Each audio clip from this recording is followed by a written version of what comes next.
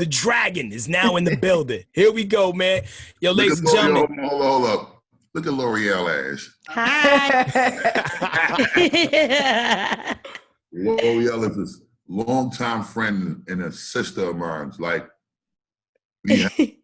we have shared some amazing moments in our evolution in the hip-hop, incredible fraternity. Ange, peace queen. Buzz. It's an honor to be able to share this divine moment for me. I hope it's anywhere near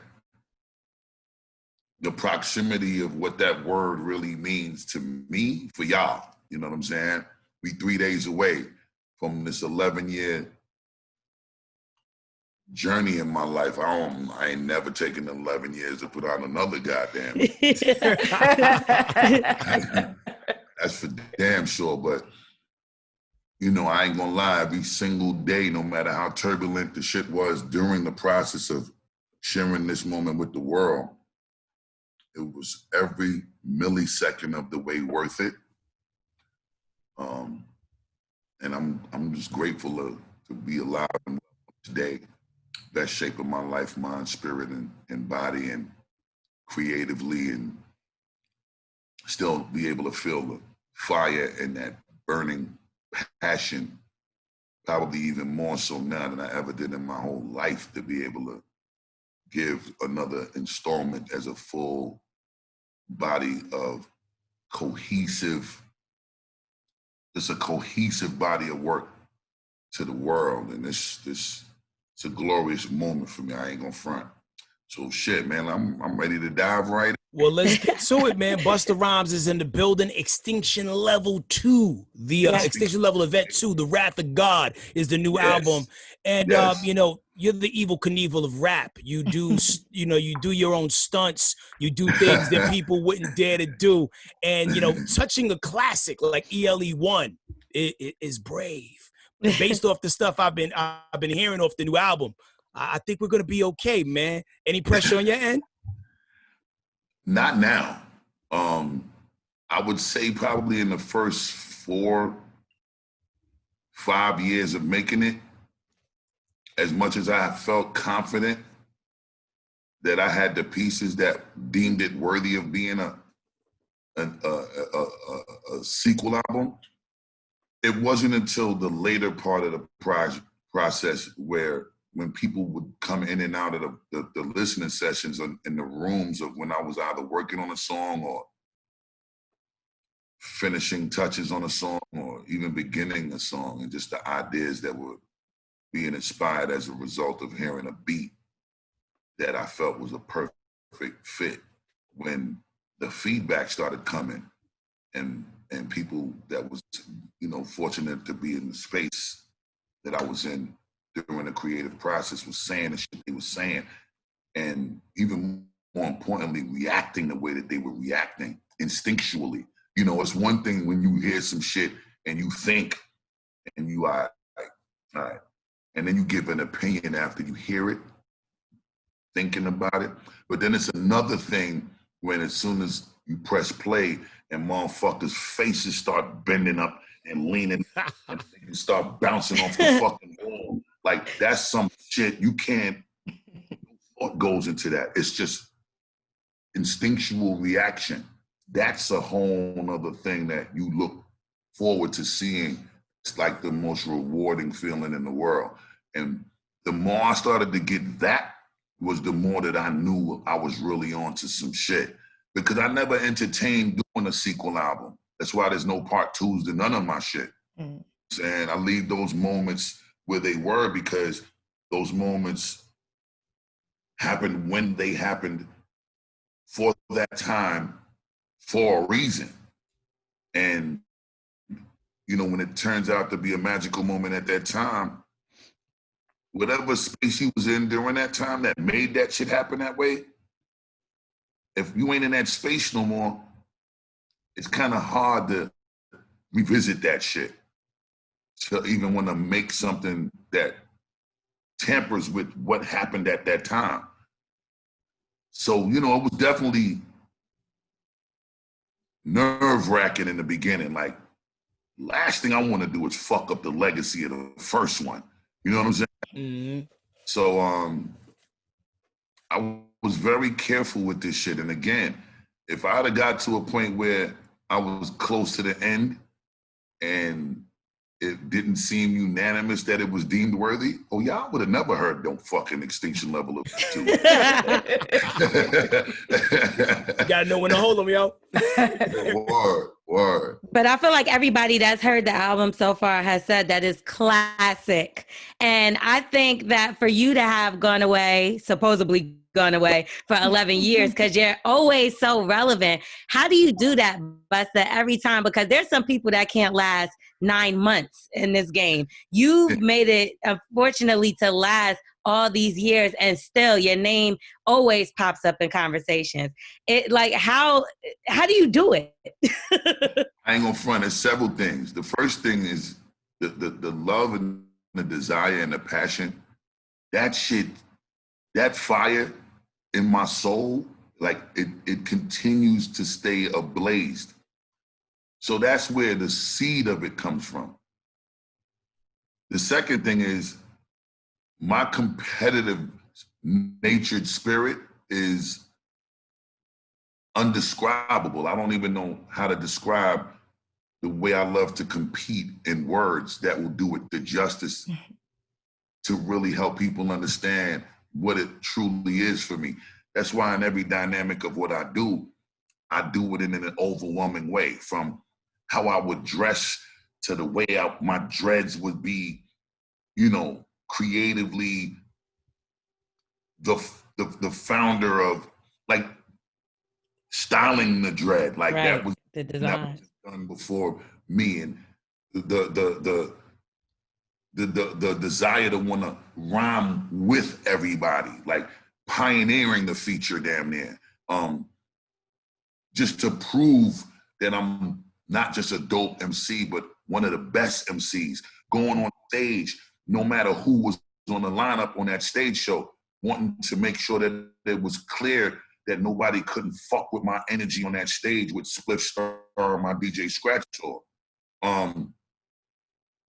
Just pushing that envelope, that competitive spirit nature was always something that was a major part of who I am and who I will always be. And that was the second thing. I think the third thing was when I had my kids, and you know, I got my beautiful kids, and you know, they grew, and you know, they were all born into this hip hop shit because I was doing this before I had my first child. You know, it just never was something that was acceptable for me when my kids is in the crib. We might have a little cookout or some shit in the backyard, and they talking about with their little friends when I'm on the grill flipping the burger in the hot and I'm listening to these little motherfuckers talking about who their favorite MC is, and my name come up. I'm standing right there making fucking food. You know what I'm saying? Like, y'all don't see me, but I can't go over into the conversation and say, yo, you know, what about me? So I listen to these conversations and I take my notes and I hold on to that shit, and I go in the studio and I turn everybody that they love as rappers into victims. That's one way to put it. I like that. And yeah, Bus, I wanted to ask your thoughts on like ageism in the hip hop game, right? Because we see a lot of times, and even when we were talking about this past verses and some of T.I.'s comments, you know, talking about generations and this and that, but you've always had a mean 16 from, you know, generation to generation of hip hop ever since you've been in the game. So can you speak to like just your thoughts on how, like, you know, sometimes there's more respect when it comes to other genres, where hip hop, it's like it's like either you're with the trend or you're not. well, T.I.,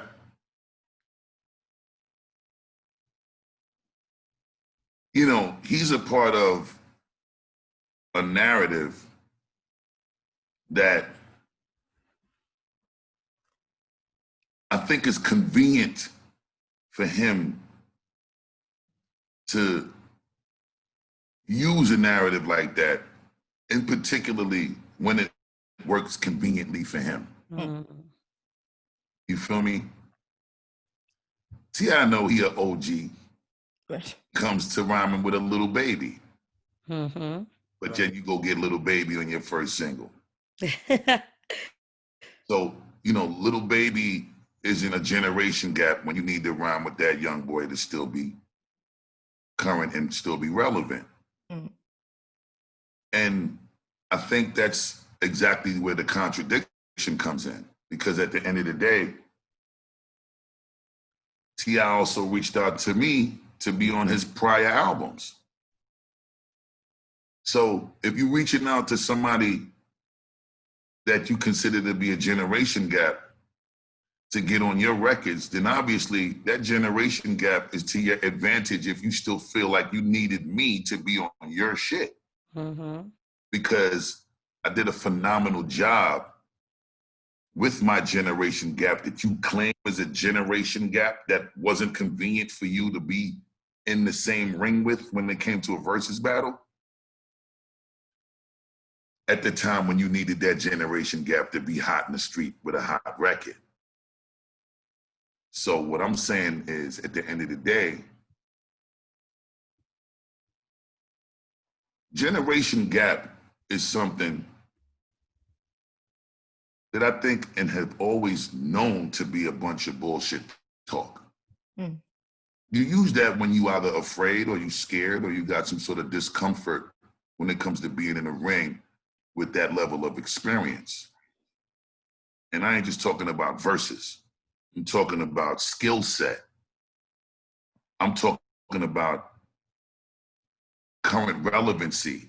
And I'm also talking about timeless greatness. See, it's your job and your duty as an elder statesman to make sure that you embrace the young, the new, and the next. True. Mm-hmm. That's how you eliminate the generation gap. Mm-hmm. When you stop fucking with the youngins and the generations after you, you create the generation gap. Mm-hmm. I've never That's done right. that. I've always signed a new artist. I've always broken new Always. artists on, and I always put my arm around them, and I school them, give them the information, and turn them into wealthy people from nothing. What kings do. Beginning with Rampage, with Rod Digger, the whole flip mode, Spliff Star, Baby Sham, Lord Have Mercy. Papoose, OT Genesis. Papoose, OT Genesis. I got you. Come on now. Thank you so much, sis. talk your talk. You know what I'm saying? So I do that because I was blessed with being treated the same way. When I needed the elder statesmen and the big bros and the OGs to put their arm around me and school me and give me the information, mold me, shape me, groom me, condition me to be a future great. That shit was one of the greatest gifts and blessings ever. To have he give me my name, to have Big Daddy Kane have me come to his mansion in the Jamaica Estates in Queens and be able to kick back with him when he was in his prime and ride around with him in his Batman mobile looking fucking custom Benz with the blowout skirt and spoiler kit on his shit and feel like I was with a god. And they felt like, even though I wasn't in their age group, I was cool enough to be able to be welcomed in their space. Mm-hmm. There's nothing more than that is important to a young kid trying to grow up and aspire to be like his elder statesmen and his greats, and wish and desired that there would be an opportunity one day that he can actually evolve into. We got to continue to carry on that tradition. So, you know, for me, you know, directing this to all new artists and everybody after my generation. You're gonna really wish that the time comes, God willing, you have a career that survives the test of time to be able to say you're celebrating the 20-year anniversary of a classic that you made, or 25-year anniversary of a classic that you made, and not just be living in that past, but be able to still have new classic shit 25 years later during the celebration of your 25 gold shit. Right. And still be able to have every age group bouncing off the wall when your 25-year-old shit is playing 25 years later. Period. Because some people, we don't want to hear their song again for the second time. That came out last year. Word. And you don't even want to see them. You ain't saying what's up to them when you see them if they ain't looking like they representing the culture or themselves properly. Right. And you definitely always held the culture up in the biggest way possible, right? And you know, in hip hop, I feel like is like one of the biggest cultures that's really big on like, we'll throw people away. You know, we'll use them for all they got. We'll throw people away. So like, you know, as we stand in 2020 right now, what is the hardest part about being Busta Rhymes?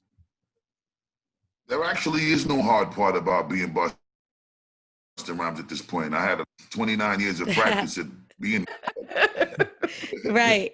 Pretty comfortable now. Yeah, it's real comfortable. I think the most challenging part for me, and again, I've been fortunate enough to be conditioned to have tough skin. You know, I think the hardest and the most interesting part. Okay. The most interesting part is I come from a time where you had to you froze up, brother. Your voice to be heard. You had to earn the right to passage.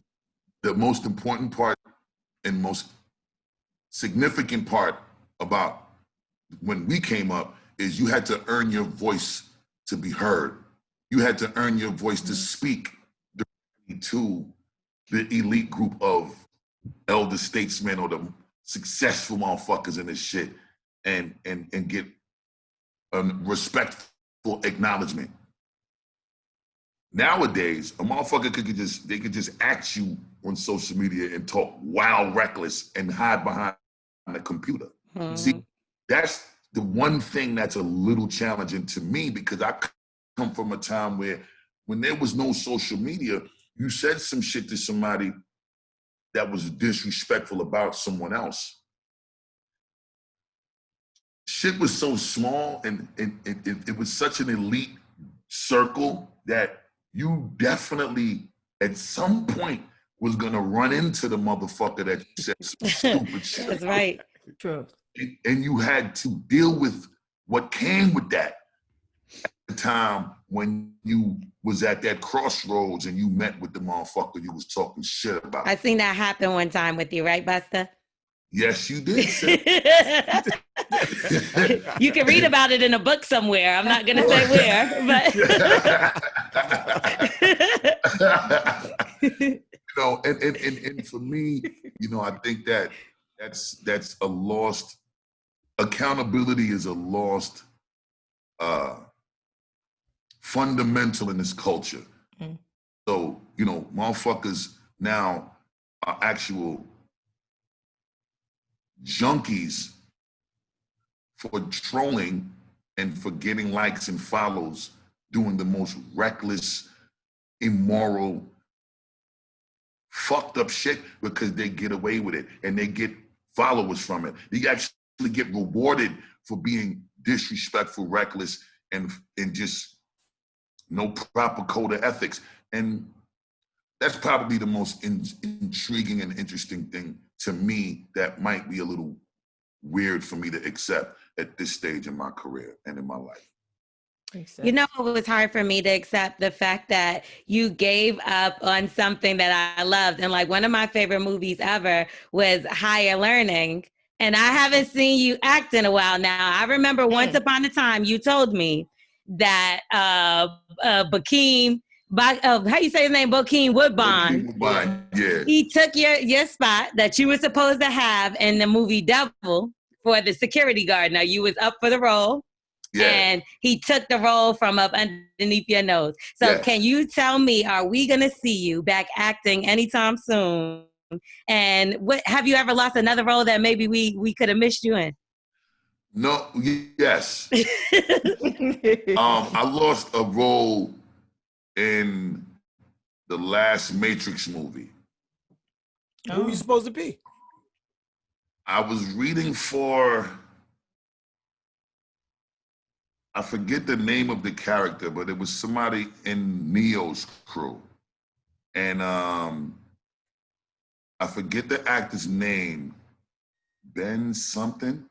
I'm gonna try to remember his name before this interview is over. But Ben Affleck. No, I'm joking. No. No, but this other brother is a well-known and well-versed, super duper actor. Light-skinned dude, right? Kind of he looked like he could be like Obama, right? You know, like it looked like he could play Obama in something if it's who I'm thinking you're talking about.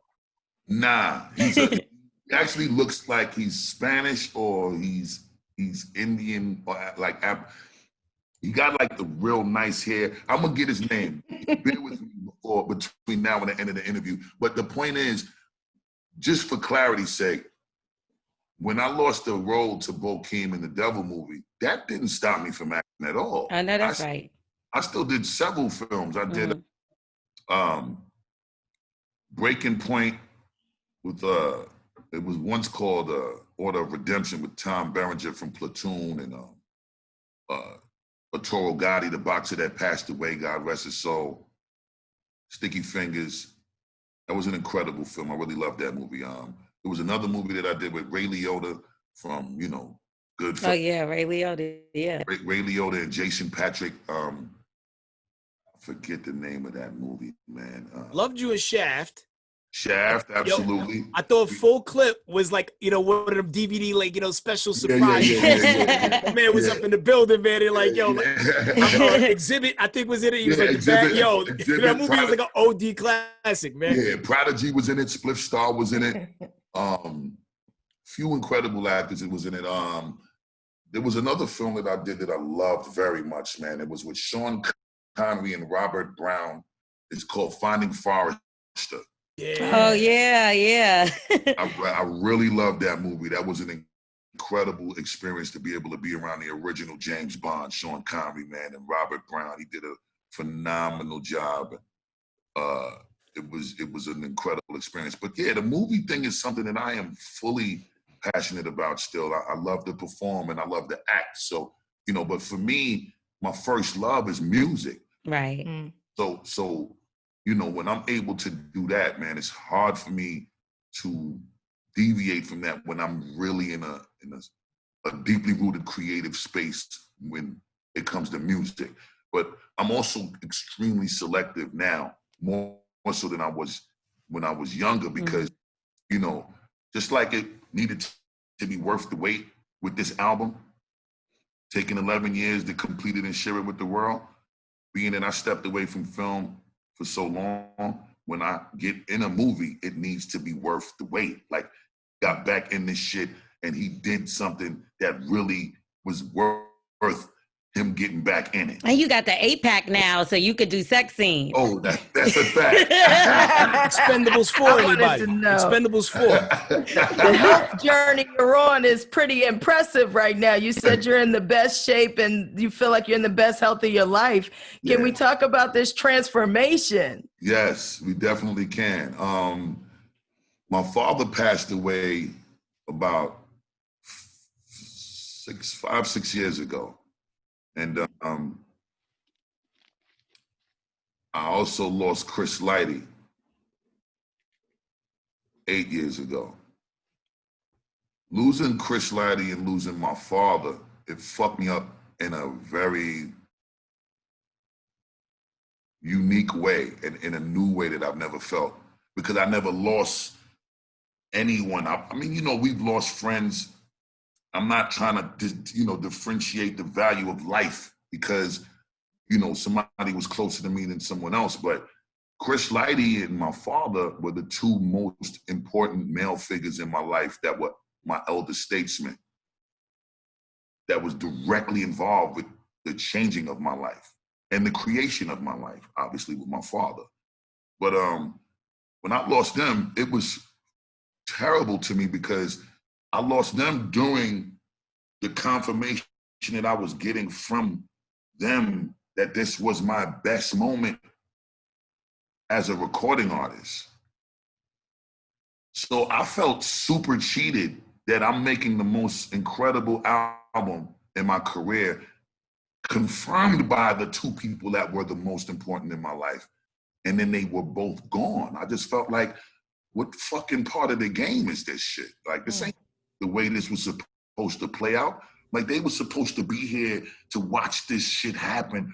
And I was supposed to be able to experience the one thing that I desired my entire life. And that was to be in my most powerful space, my most successful space, with the two most important men that played such a significant role in my life as my influences, my guidance counselors, and my mentors. So I kind of just stopped giving a fuck about a lot of shit. And that was myself. So I got to drinking a whole lot, smoking a whole lot, eating crazy, just moving extremely irresponsible. As time was passing, I was putting on crazy weight. I started to develop this issue with my throat. I started growing polyps on my vocal cords. This shit going on for about 3 years and nobody knew what was happening. My throat doctor at the time was always very careful with whether or not there should be a surgery performed to cut these polyps off my vocal cords, because there was always this risk that they could fuck up the way that I sounded forever. Right. In this surgery. So it was always about me trying to change my lifestyle, because the smoking and the drinking, at the rate that I was doing it, and actually, you know, the natural wear and tear that happens when you screaming at levels that you're screaming at, like I was performing wise, and just that being a part of my character. I like to talk passionately. So, you know, I'm raising my voice and I'm hype and I'm about the feel good energy all the time. So I like to express myself. And these quick fixes so that I could get my voice whenever I lose my voice was through these steroid pills called prednisone. I'm familiar, yeah. The side effect of prednisone is you gain weight. So that added to the weight gain, along with the fucked up eating patterns and the drinking. The drinking added a lot of weight too. Now, what ended up happening was, over the course of time, the last time I had got into a health regimen, because I first did it for the Big Bang album. Then I kind of fell off the wagon in 2009, but I still was in a good proximity of size from what results I garnished from the Big Bang transformation. But then when I got to like 2012, 2013, and I lost Chris and my father, it just got off, I just completely fell off the wagon. People handle that loss thing differently, man, and you never know what people are going through. Because, like, you know, I would see your name pop up in the tabloids, you know, blurbs like, yo, Busta Rhymes got to a situation here and there, but like, you just never knew what was driving that. And to hear you unpack it and explain it all, it says a lot, man. And like, you never know how people gonna process grief until it happens. That's a fact. I think the moment that really was a defining moment for me to get my shit together was, you know, nigga bending over to tie sneakers. And if I ain't tie my sneakers fast enough, I'd have to sit up and catch my breath and go at it again. That shit was crazy. My breathing pattern was becoming so complicated that when I would fall asleep, I had developed sleep apnea. Yeah. And then after that, one day I had actually shot a video for this album last year, and I went to this club in LA.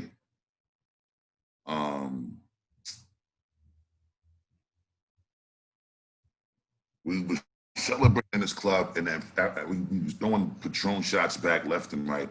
Fell asleep in the car. My oldest son was my road manager at the time. On the way to the crib from the club, I fell asleep in the car, and the sleep apnea kicked in so strong that my son thought that I was dying in the car. Oh my. So he When I went upstairs, he kind of stayed downstairs to talk to the security about the schedule for the next day. And he had his own conversation with them. And he basically said to them, you know, he was scared for his father.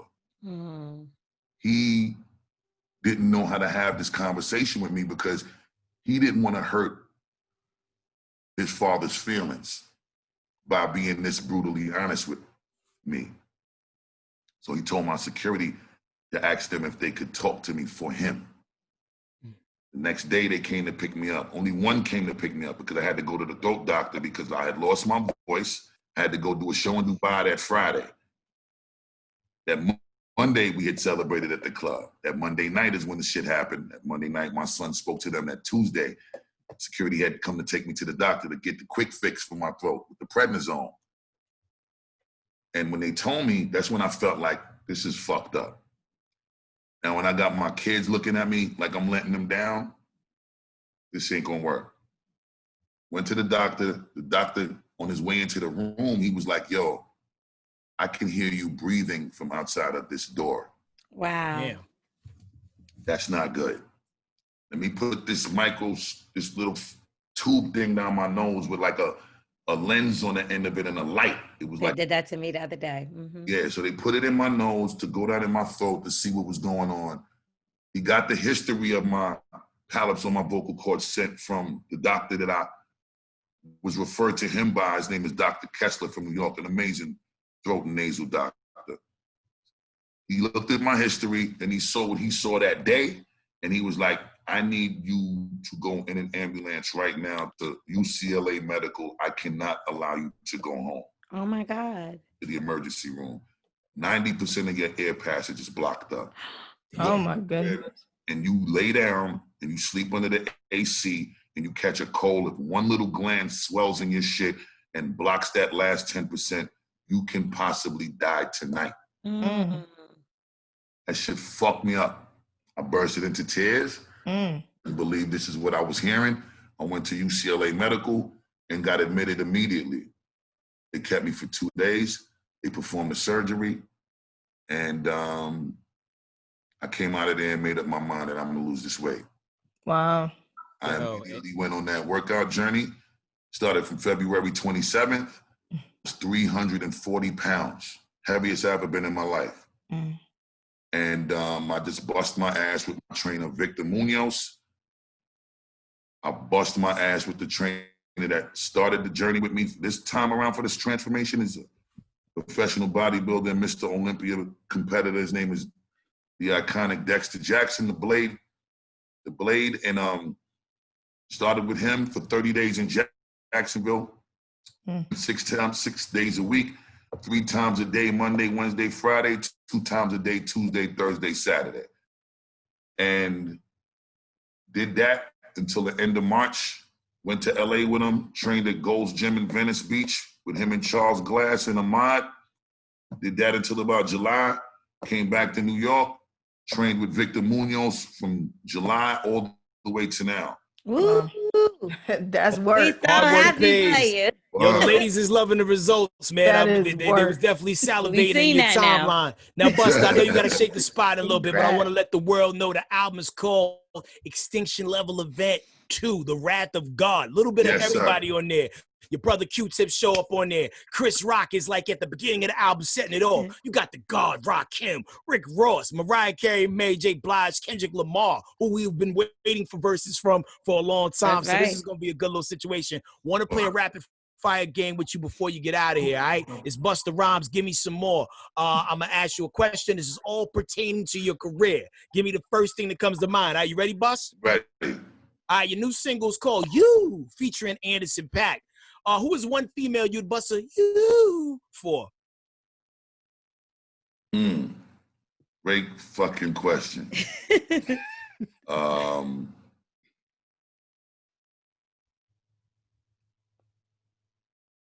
Halle Berry. Okay, yeah, she still got the goods. She okay, got Busta Rhymes. Good choice. Best verse you ever gave to another artist? Damn, there's too many of those for me. That's a fact. There's a lot of verses that I actually was pissed off that I gave away. I'm not even gonna front. But you know, when you do them in the moment, especially on their studio time, you gotta let them have it. And it was meant for them in that moment when you created it in that moment. But there's a few of them. Scenario was one I wish I kept for myself.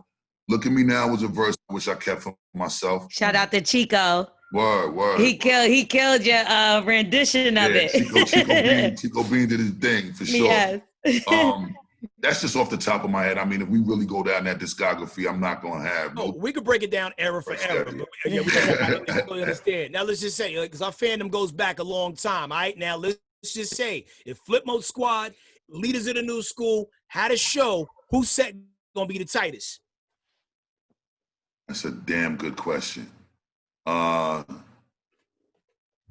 might have to say, it's hard to say that because, see, me and Spliff, there's nothing fucking with me and Spliff. Tears it down. It's like two bodies, one mind. That's a fact. You know what I'm saying? Like the way y'all move.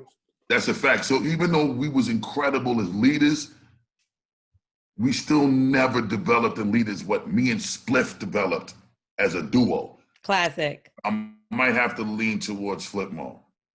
Okay. Come on, Spliff. Solid squad. Now, for this next question, we're gonna rewind all the way back to 1996, Busta. There's gonna be the last. This gonna be the last one though. I gotta run. Okay, cool. All right. Finish this line, boss. Always roam through the forest, just like a brontosaurus. Born in the month of May, so yo, my sign is Taurus. Kick you in your face. Like my fucking name was Chuck Norris. Let me sing my chorus. Hey. Yeah. To the beat that turned into a walrus. Yo, abandoned ship. The True Rampage was one of my classic joints. Yo, Busta, man. Yo, congratulations. You know, it seems like you touched hell. You know what it looks like, and you're here to tell your story. Extinction Level Event 2. Can't wait to like play it in the whip and let the whole world hear, man. What you want to touch off the album, bro? I mean, I'm gonna let y'all choose because I love every single moment of the album. Again, when you recorded over 800 songs for this project and you really went through hell to pick the strong 22 records, there was nothing about any one of them songs that I even have to question. Hey. So I'm gonna leave you the opportunity and I'm gonna appreciate the honor and the privilege of y'all using y'all choices and y'all judgment to make this call and enjoy it. Whatever one y'all pick, enjoy it, blast it, bring that shit back 4 or 5 times. You know, let's keep the feel good energy going. I appreciate y'all greatly. Thank y'all so much. Once again, to the whole world, Extinction Level Event 2, The Wrath of God, October 30th, 2020. You know, y'all got the shit early. The rest of the world, y'all gonna get it in 3 days. That's right. And I hope y'all love it the way the general consensus has been mandating it. Classic material. Indeed, man. Peace to you, God, man. One time. Busta Peace, Rhymes, man. Thanks, Busta. L'Oreal, love you. Good seeing you. I love you. See you later. Thank you. And God bless you, Ange. And head crack. Salute, King. We are the Morning Hustle.